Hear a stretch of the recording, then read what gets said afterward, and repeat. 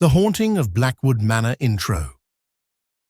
The Langley family moves into the historic Blackwood Manor, a sprawling mansion known for its Gothic architecture and mysterious past. The locals warn them of the mansion's dark history, but the family is undeterred. Once inside, however, strange things begin to happen.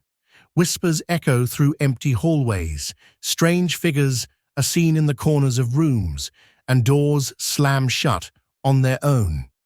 The youngest daughter, Lily, becomes the first to notice, and it's not long before the entire family is drawn into the horrors of the manor. Chapter 1. The First Encounter.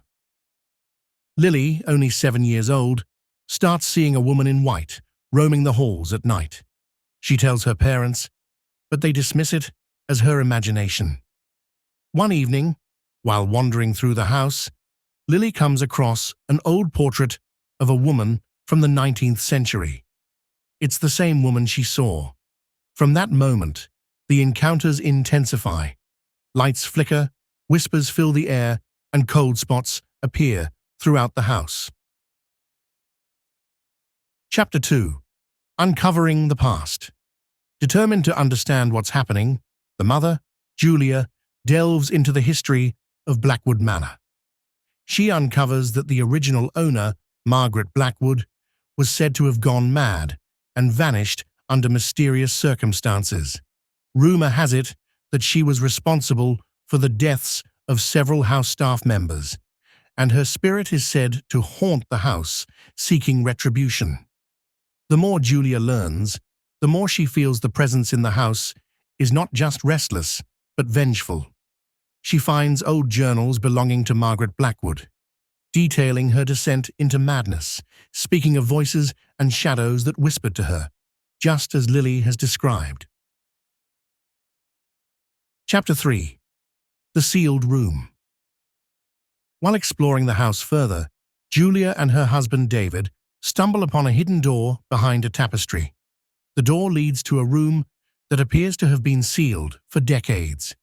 Inside, they find decayed furniture, covered in dust, and the air is heavy with the scent of decay. At the center of the room is a large, ornate mirror that gives them an unsettling feeling. Upon further inspection, they find that the mirror was not just decorative, it was used in dark rituals. Julia reads from Margaret's journal that the mirror is said to be a gateway for spirits, a portal through which they can enter the world of the living. Margaret's journal speaks of a terrible accident where she tried to summon her deceased husband, only to bring forth something far worse. Chapter 4. Possession. Lily begins to act strangely. Her once cheerful demeanor turns dark, and she starts to speak in a voice not her own. The family becomes increasingly alarmed as the occurrences in the house become violent. Objects are thrown across rooms, deep scratches appear on the walls, and the once sealed door to the hidden room now opens by itself. It's clear to Julia that Margaret's spirit has taken an interest in Lily, trying to use her to continue what she started, a dark ritual meant to bring back the dead. But something went wrong, and now the spirits of the house are hungry for more souls. Chapter 5. The Final Confrontation. Desperate, Julia and David contact a local historian and paranormal expert who informs them that the only way to stop Margaret's spirit is to destroy the mirror. It was the source of her power, and as long as it remains intact, Margaret's spirit will continue to haunt the house, growing stronger. One stormy night, the family gathers in the hidden room. As they attempt to destroy the mirror, Margaret's spirit appears in full force, violently trying to stop them. The house shakes, objects fly off the walls, and Lily, now fully possessed, fights to keep them from shattering the mirror. With great difficulty, Julia smashes the mirror, and in an instant, the haunting presence lifts. The house goes silent. Lily collapses, but regains consciousness, free from Margaret's grip. Epilogue.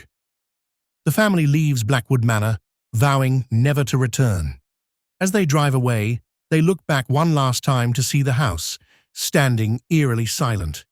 Though they've escaped, the memory of the haunting lingers, and they know that some spirits never truly rest.